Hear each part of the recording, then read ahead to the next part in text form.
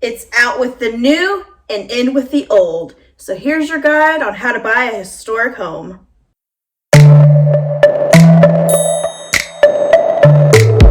Hey everybody, Elizabeth Peters here with eXp Realty, and I'm a realtor here in beautiful Northeast Florida. It used to be that everyone wanted a customized, brand new construction home. But historic homes have officially stepped in and taken front center on the hot commodity list. I work with a lot of buyers who are interested in historic homes because of the character you don't normally see in the newer built homes.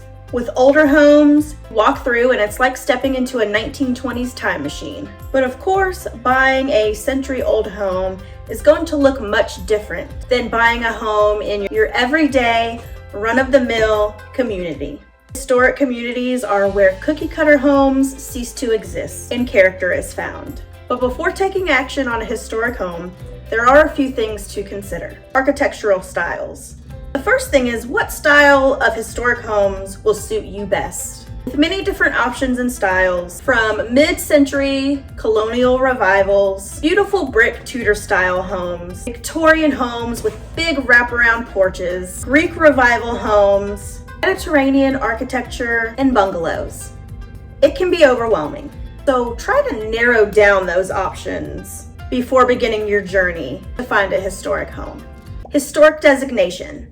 Something else you'll want to establish whether or not the location of the home is deemed a historic designation, because there may be certain guidelines or rules and regulations you'll have to follow. Once the property is designated, you'd need to first get an approval called the Certificate of Appropriateness before changing anything about the exterior. And this is something that can majorly impact your decision, especially if you have a specific standard in mind for any upgrades or repairs you plan to make. An approved COA is required to make changes to anything that's going to be visible to the public. This is to ensure we are still respecting the historic character of the home. Anything that's on the outside and visible to the street requires an approval. This is only specifically for historical designated homes. You should definitely know early on what you can and can't do when it comes to making any visible changes or updates. Interesting parts in the home. The most interesting are the stories that come with the house. You can spend years discovering all sorts of neat things attached to century-old homes, such as significant events and people important to our history, original owners, the original construction team that built the home. It's a historian's dream. Also, the uniqueness in original hardware, like doorknobs and light fixtures, that old wood smell. Not everyone is on trend with these open concepts. The older styles of homes are going to have designated spaces instead of just the open concept. Do's and don'ts. Old homes come with old, outdated electrical and wiring. Old plumbing must be completely up to date.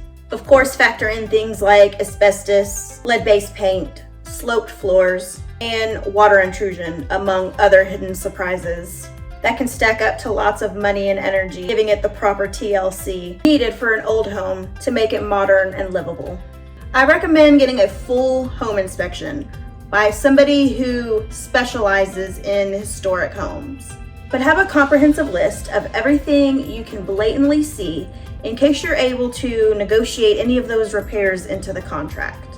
One of the biggest challenges is finding a contractor who is comfortable working on older homes. It takes a specific specialized skill where they have to be familiar with what they're doing and they have to want to do it. A great structural engineer is so important. If you're planning on buying a historic home in Northeast Florida and need contractor recommendations, feel free to send me an email. I'd be happy to help you.